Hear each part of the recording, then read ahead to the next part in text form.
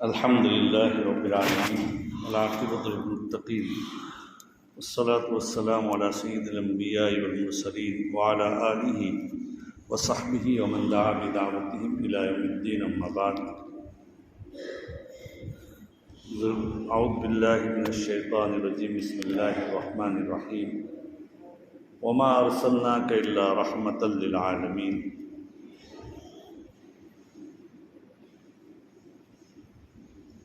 بزرگان محترم، عزیز و دوستو،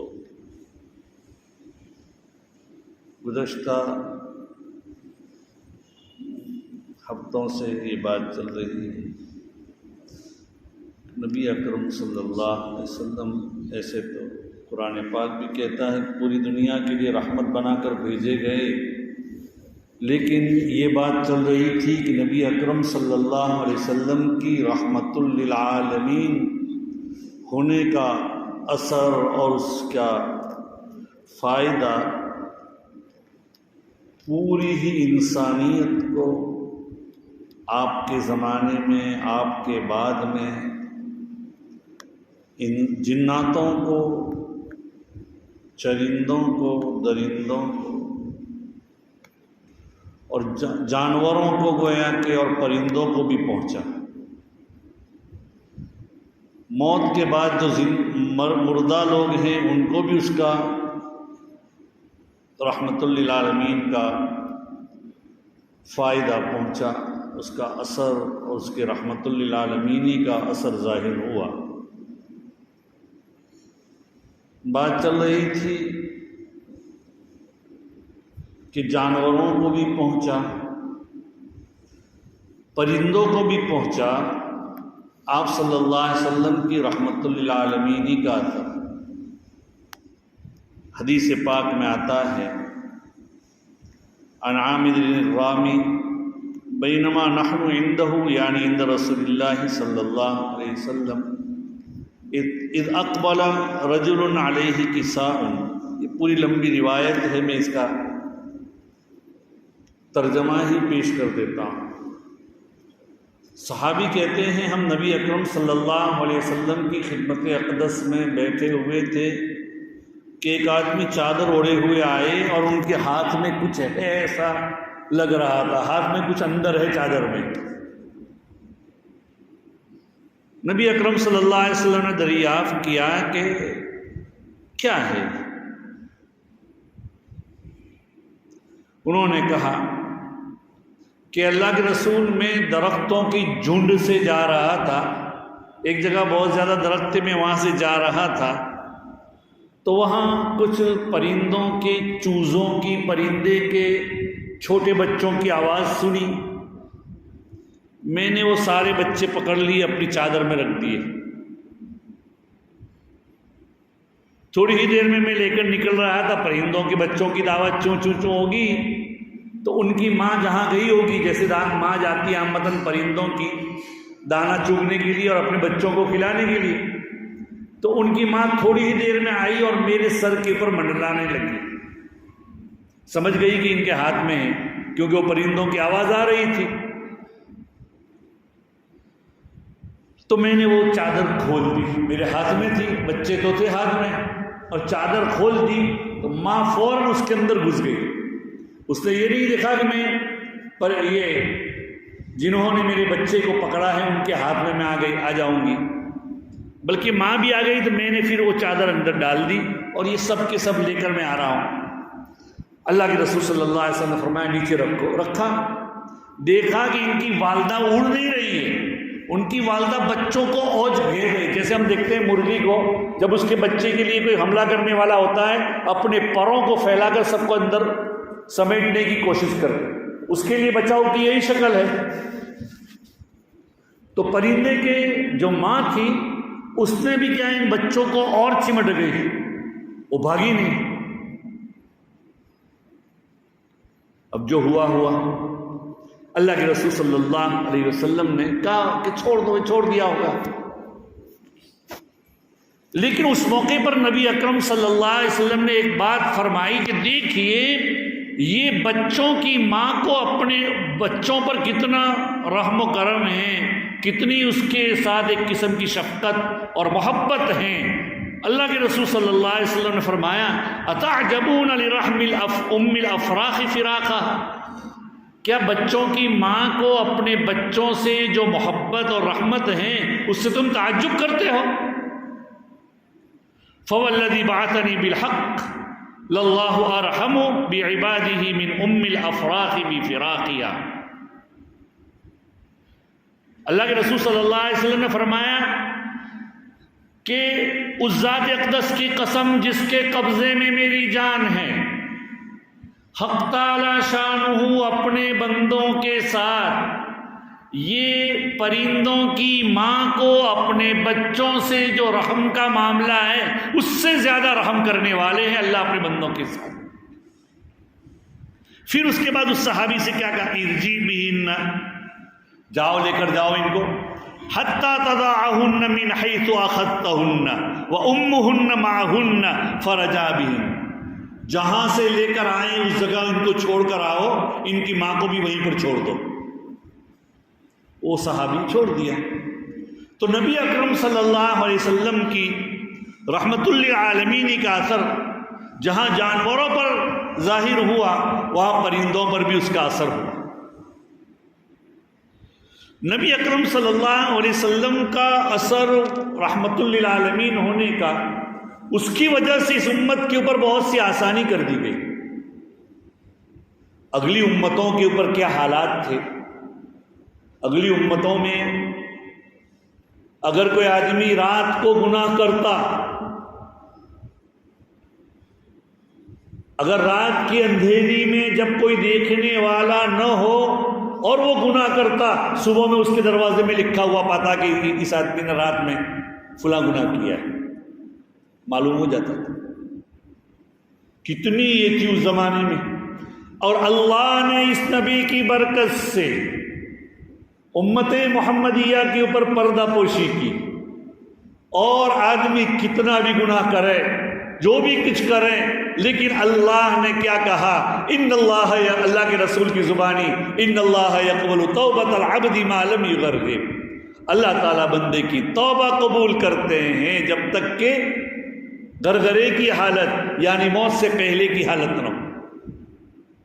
اللہ پردہ پوشی کرتے ہیں، ورنہ ہمارے گناہ تو ہمارے استاد کہتے تھے، اللہ غریق رحمت فرمائے، کہ ہمارے گناہ تو ایسے ہیں کہ اگر ماں باپ کو معلوم ہو جائے، ماں باپ ہم پر تھوکے کہ میرا بیٹا ایسا ہے، اگر اپنی اولاد کو معلوم ہو جائے کہ میرا باپ ایسا ہے، میری ماں ایسی ہے، تو اولاد ان کی طرف نظر اٹھا کر نہ دیکھیں۔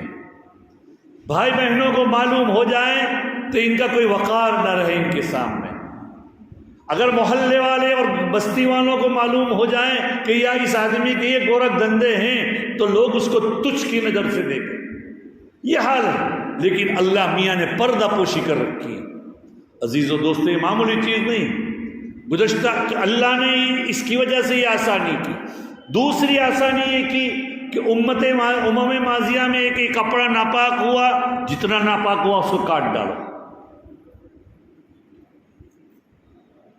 یہ معمولی چیز نہیں تھی بھائی، ہمارے یہاں تو اللہ نے پانی دیا ہے اور پانی پاک کرنے والا ہے، پانی کے ذریعے پاک ہو جاتا ہے۔ اللہ تعالیٰ نے یہ ہمارے پر یہ آسان کیا۔ اور بھی بہت ساری اللہ تعالیٰ نے اس امت کے اوپر کیا ہے آسانی فرمائی۔ امم ماضیہ میں کیا تھا، زکوٰۃ ان کے اوپر تھی، لیکن ہمارے اوپر تو کتنی ہے، 100 میں 2.5 روپے، اور وہ بھی مخصوص لوگوں کے اوپر۔ شرائط ہے کہ ان لوگوں کے اوپر زکوٰۃ لازم ہوتی ہے، 1 لاکھ روپے ہے تو 2,500 روپے سالانہ، اس کے لیے جو شرائط پائے جائے اس کے بعد، اور وہ بھی کیا کرنا ہے۔ امت ماضیہ میں کیا تھا، گزشتہ امتوں میں اپنے مال کا 1/4 حصہ یعنی 25% زکوٰۃ نکالی جاتی، اور اس کو خرچ کہاں کیا جاتا تھا۔ اس امت پر اللہ کی رحمت دیکھیے، اور ان امتوں کو دیکھیے کہ ہر ایک کی وہ جو نبی ہوتے تھے وہ ہر ایک کی زکوٰۃ ان کے پاس پہنچا دی جاتی، اور اس کے بعد وہ زکوٰۃ ایک جگہ جمع کر دی جاتی، سب کی اگر زکوٰۃ نکل جاتی اور وہاں رکھ دی جاتی تو آسمان سے ایک آگ آتی تھی اور وہ آگ ساری زکوٰۃ کو جلا دیتی تھی۔ اگر آسمان سے آگ آ کر واپس چلی جائے تو سمجھو کہ یہ پوری ادا نہیں کی یا اس کے اندر کوئی خیانت ہے۔ یہ پردہ پوری کتنا یہ تھا، اللہ نے اس امت کے اوپر کہا کہ بھئی تم 40واں حصہ زکوٰۃ نکالو، اور وہ بھی اللہ تعالیٰ نے اس کے لیے کیا کہا، انما الصدقات للفقراء والمساکین والعاملین علیہا والمؤلفۃ قلوبہم وفی الرقاب والغارمین وفی سبیل اللہ وابن السبیل۔ زکوٰۃ تو فقراء اور مساکین کے لیے، اور بھی مصرف ہیں جس کا اس موقع نہیں، فقراء اور مساکین کے لیے ان کے، اور اس میں اعزا اقارب کو دیں گے 2 گنا ثواب، اپنے رشتہ داروں کو دیں گے زکوٰۃ تو اس میں 2 گنا ثواب ملے گا، ایک تو صلہ رحمی کا اور دوسرا زکوٰۃ دینے کا، یہ رغبت دی۔ اور وہ زکوٰۃ کے لیے بھی کیا مصرف، تؤخذ من اغنیائہم وترد الی فقرائہم، کہ بستی کے کیا ہے ان لوگوں سے لے کر بستی کے فقراء کے اوپر تقسیم کر دیا جائے۔ یہ اللہ تعالیٰ نے اس امت کے اوپر رحم فرمایا۔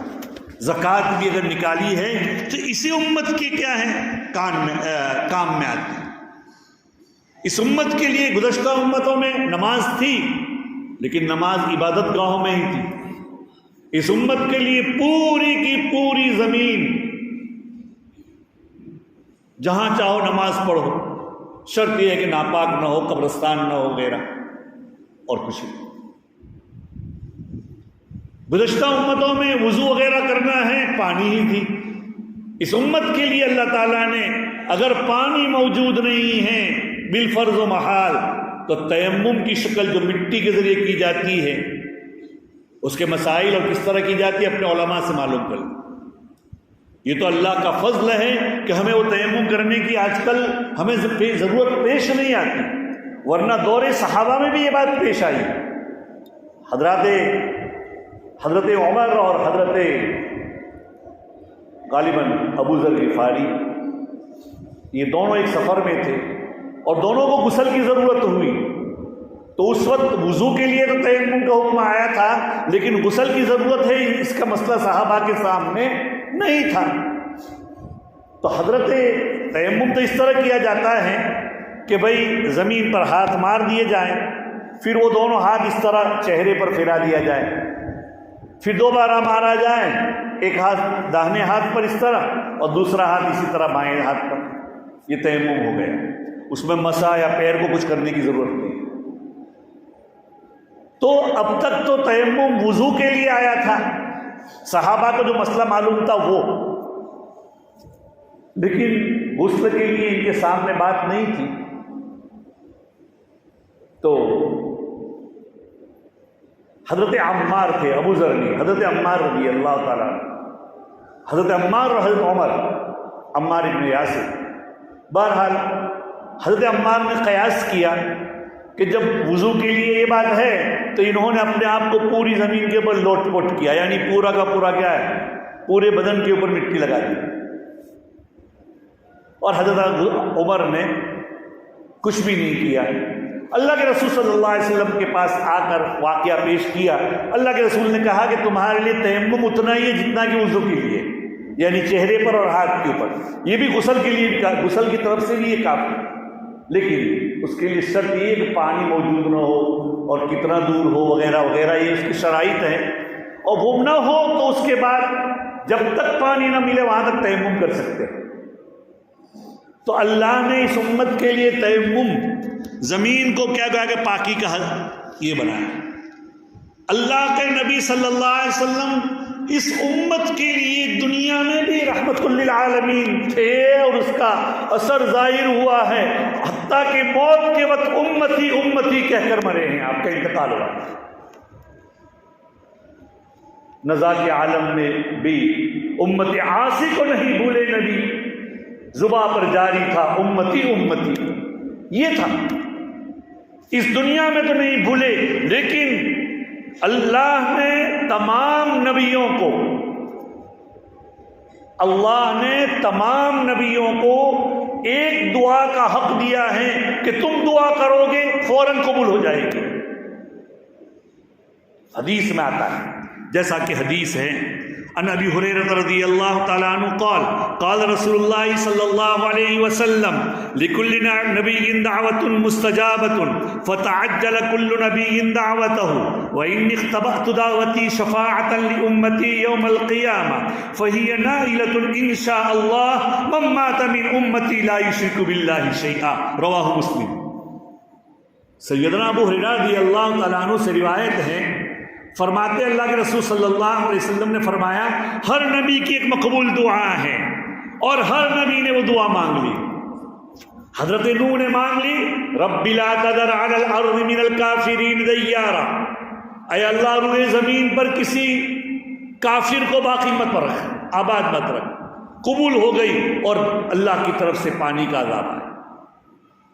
کسی نبی نے کچھ مانگا، کسی نبی نے کچھ مانگا،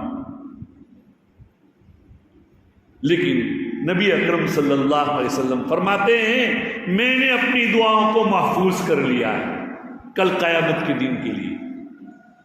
دنیا میں تو رحمت للعالمین موت تک ہے، کیا کہہ دیا کل قیامت کے لیے میں نے اپنی دعا کو محفوظ کر لیا ہے، میں اپنی امت کے لیے کل قیامت کے دن سفارش کروں گا اور انشاءاللہ میری ساری امت جو اللہ کے ساتھ کسی کو شریک نہیں کرتی ہوگی میری شفاعت اس کو پہنچے گی.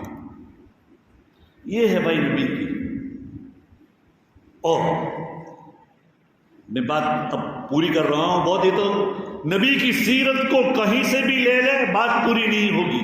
یہ بہت لمبی کہانی ہے، کئی ہفتوں سے چل رہی ہے، اس ہفتے میں پوری کرنے جا رہا ہوں. دنیا کے اندر تو ہے، کل قیامت کے اندر بھی ماضیہ حدیث میں آتا ہے. اللہ کے رسول صلی اللہ علیہ وسلم فرماتے ہیں کہ کل قیامت کے دن حال یہ ہوگا کہ میدان محشر میں ساری انسانیت کو کھڑا کر دیا جائے گا اور ہر ایک اپنے اعمال کے بقدر پسینے میں شرابور ہوں گے. کسی کے گناہ اگر ہوں گے تو ٹخنوں تک اس کا پسینہ ہوگا، کسی کے گناہ زیادہ ہوں گے تو اور زیادہ پسینہ ہوگا، کسی کے زیادہ ہوں گے تو گھٹنوں تک ہوگا، کسی کے کمر تک، کسی کے سینے تک. اللہ ہماری حفاظت فرمائے. اور کوئی تو پورے کے پورے پسینے میں ڈوبا ہوا ہوگا. یہ حال ہوگا تو خیر. اور اللہ میاں کا غضب کا عالم یہ ہوگا کہ حساب ہی نہیں ہوگا. میدان محشر میں سورج سوا نیزے پر ہے، 1 میل کی، بعضوں نے کہا اس کو انداز لگایا سوا نیزہ، اور اگر 1 میل کا فاصلہ ہو یعنی 1 مائل کا تب بھی بہت قریب ہے. یہ جو ہمارا موجودہ سورج ہے لاکھوں کا کلومیٹر، لاکھوں کا مائل دور ہے، تب بھی ہم گرمی کی موسم میں پسینے سے شرابور ہو جاتے ہیں. کل قیامت کے دن اگر کسی کو کام آئے گا اس کے اعمال کا کام آئیں گے، اور 7 قسم کے لوگ اللہ کے عرش کے سائے کے نیچے ہوں گے. اس کے علاوہ کوئی بھی سائے میں تو نہیں ہوگا، لیکن ہر ایک اپنے اعمال کے بقدر پسینے میں ہوں گے. کسی کے اعمال اچھے ہیں تو اس کو پسینے کا اثر نہیں ہوگا، اور وہاں کا پسینہ ایسا نہیں، ہر ایک کا اپنا اپنا عمل. کوئی قریب میں دور کا اپنے پسینے سے ڈوبا ہوا ہے، کوئی کیا کسی کو کچھ بھی اثر نہیں. ایسے وقت میں ہر ایک یہ چاہے گا کہ اب اللہ میاں حساب شروع کرے. حضرت انس رضی اللہ تعالیٰ عنہ کی روایت کہ جیسے دنیا کے اندر بھی اگر کوئی معاملہ پیش آتا ہے تو لوگ اپنے علماء کے پاس جاتے ہیں، اپنے بڑوں کے پاس جاتے ہیں کہ بھئی یار مسئلہ تو حل کرو کچھ. تو اس وقت میں ساری انسانیت کے لوگ کچھ لوگ جمع ہو کر سیدنا آدم علیہ السلام کی خدمت میں جائیں گے. اور حضرت آدم سے کہیں گے اے ابا جان، آپ ساری انسانیت کے ابا ہیں، انت ابو الناس خلقک اللہ بیدی، اللہ نے آپ کو اپنے مخصوص قدرت سے پیدا کیا ہے، اللہ نے آپ کے لیے ملائکہ کو سجدہ کروایا، آپ کو اللہ نے ہر چیز کے نام سکھلائے، تو آپ اللہ کے سامنے سفارش کیجئے تاکہ اللہ ہمیں یہاں سے راحت پہنچائے۔ حضرت آدم کہیں گے میں اس کا اہل نہیں ہوں، میں اس کا اہل نہیں ہوں۔ حضرت آدم کو اپنی وہ لغزش یاد آ جائے گی جو اللہ تعالیٰ نے ان کو منع کیا تھا، حضرت آدم کو اور حضرت حوا کو، کہ یہ درخت سے کچھ کھانا مت۔ فَأَكَلَا مِنْهَا فَبَدَتْ لَهُمَا سَوْآتُهُمَا، انہوں نے کھا لیا، شیطان نے ان کو برگلایا تھا، بھڑکایا تھا شیطان نے، اور انہوں نے اس سے کھا لیا، تو اس سے کیا ہونے لگا؟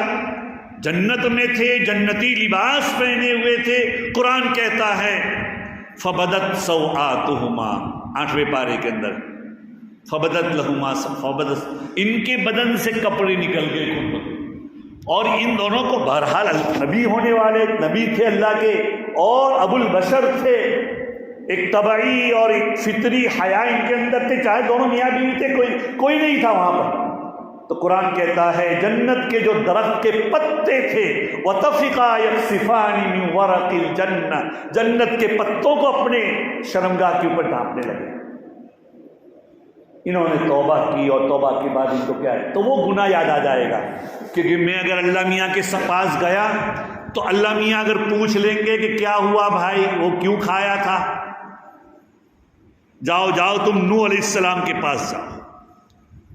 حضرت نوح کے پاس جائیں گے، حضرت نوح کے سامنے بھی عاجزی کریں گے، وہ کریں گے، اس کے بعد کہیں گے، حضرت نوح کہیں گے میں اس کا اہل نہیں ہوں، میں نے اللہ میاں سے سوال کیا تھا، اللہ میاں سے حضرت نوح علیہ السلام نے یہ سوال کیا تھا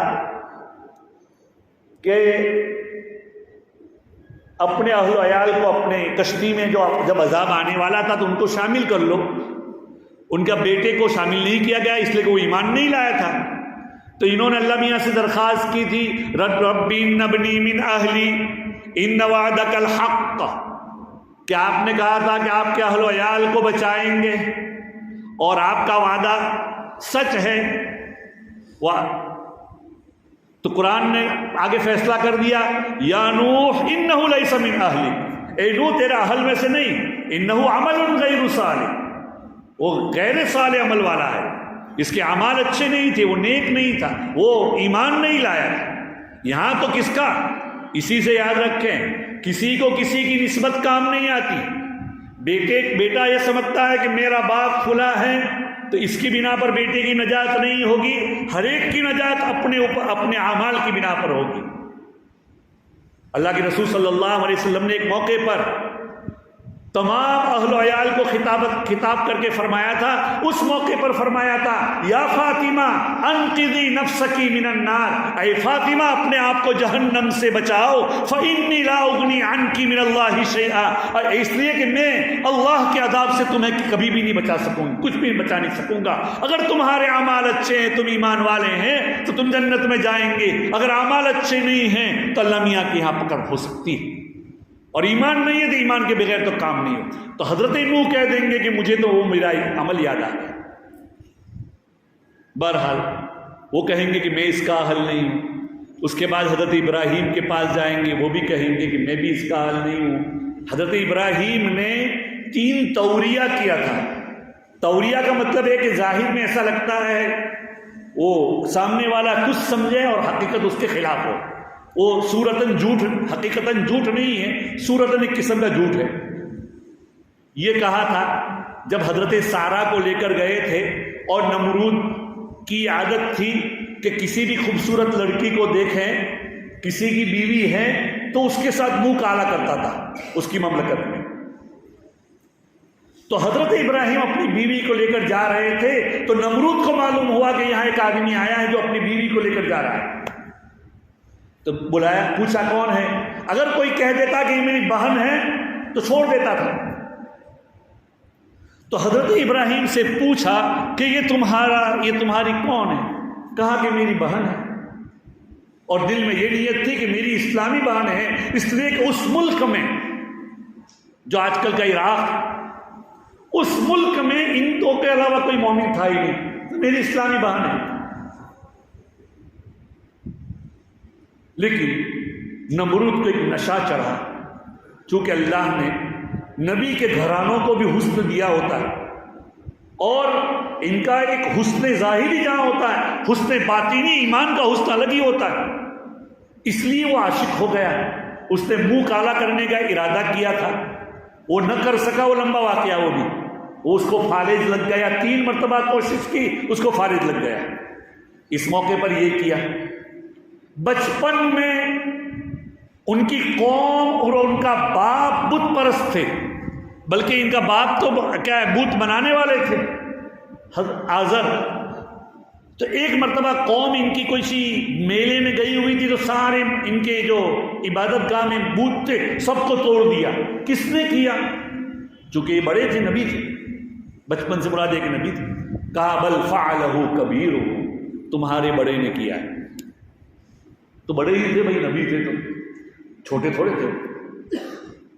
تو ان کو وہ اپنے جھوٹ یاد آ جائیں گے، وقت نہیں اس لیے میں کہ آگے چلتا ہوں۔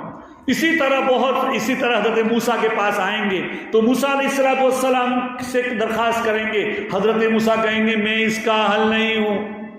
حضرت موسیٰ نے اپنی قوم کے ایک آدمی کے اوپر ظلم ہو گیا تھا، تو فرعون کے قوم میں سے ایک آدمی کو ایک گھونسا مارا تھا، لیکن وہ موسیٰ کیا تھے؟ موسیٰ کا گھونسا تھا، تو فوراً مر گیا۔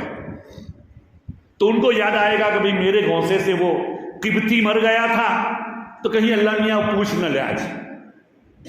اسی طریقے سے حضرت عیسیٰ کے پاس آئیں گے، حضرت عیسیٰ کا کوئی ایسا عذر نہیں، لیکن وہ کہیں گے میں اس کا حل نہیں ہوں۔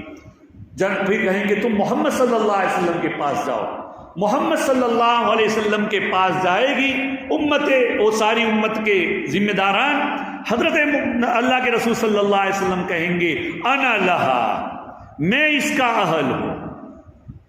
اس کے بعد اللہ کے رسول صلی اللہ علیہ وسلم فرماتے ہیں میں اللہ تعالیٰ کی درگاہ میں آؤں گا، اور اللہ کے گھر میں آؤں گا، وہاں اللہ کا جو مقام ہوگا، اور وہاں اجازت مانگوں گا، اور اللہ تعالیٰ مجھے اجازت دے دیں گے۔ پھر اس کے بعد اللہ تعالیٰ کے سامنے میں سجدے میں پڑ جاؤں گا، اور اللہ کی ایسی حمد و ثنا بیان کروں گا جو مجھے ابھی یاد نہیں ہے، مجھے معلوم بھی نہیں میں کیسی حمد و ثنا اللہ کی بیان کروں گا، اور اللہ چاہے گا اتنی دیر سجدے میں رہوں گا۔ اور اس کے بعد اللہ کی طرف سے حکم ہوگا کہ اے محمد ارفع راسک، اے محمد سر اٹھاؤ، مانگو دیا جائے گا، اشفع تشفع، سفارش کرو تمہاری سفارش قبول کی جائے گی۔ اس وقت اللہ کے رسول کی سفارش کی بنا پر ساری امت کے لیے، یہ اللہ کے رسول صلی اللہ علیہ وسلم سفارش کی بنا پر یہ حساب و کتاب شروع ہوگا۔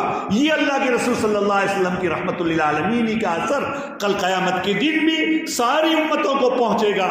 عزیزو دوستو، جب اتنا اچھا نبی، اتنا بڑا نبی ہمیں اللہ نے اپنے فضل سے عطا کیا ہے، اور اس نبی کی امت میں اللہ نے پیدا ہونے کے لیے انبیاء علیہ السلام نے درخواست کی تھی، اور ہم بغیر درخواست کے اللہ نے ہمیں اس امت میں پیدا کیا ہے۔ تو ہم اور آپ نبی کے طریق پر، نبی کے سنت پر، نبی کے بتلائے ہوئے اعمال کے اوپر، اور اللہ کے فرض کر دیا کیے ہوئے فرائض پر کتنے پابند ہیں، مجھے اور آپ کو سوچنے کی ضرورت ہے۔ اللہ کے رسول کی محبت ہمارے دلوں میں ہے یا نہیں؟ اللہ کے رسول کی محبت یہی ہے، ان المحب لمن يحب يطيع، آدمی جس سے محبت کرتا ہے اس کی کیا ہے، اطاعت کرتا ہے۔ ہم نبی کی کتنی اطاعت کرتے ہیں، قدم قدم کے اوپر ہم سے نبی کی کیا نافرمانی ہو رہی ہے۔ تو عزیزو دوستو، ضرورت ہے اس بات کی کہ اللہ کی طرف رجوع کریں، نبی کی تعلیمات کو اپنی زندگی میں لائیں، نبی کی لائی ہوئی دعوت کے طریقے پر ہم ہم چلیں، دعوت خود بھی اس کے اوپر عمل ہو، دوسروں کو بھی ہم دعوت دیں اور اپنی زندگی کے اوپر نبی کے طریقوں کے اوپر چلیں۔ اللہ تعالیٰ مجھے بھی اللہ کے رسول صلی اللہ علیہ وسلم کے طریقوں پر چلنے کی توفیق نصیب فرمائے۔ وآخر دعوانا ان الحمد للہ رب العالمین۔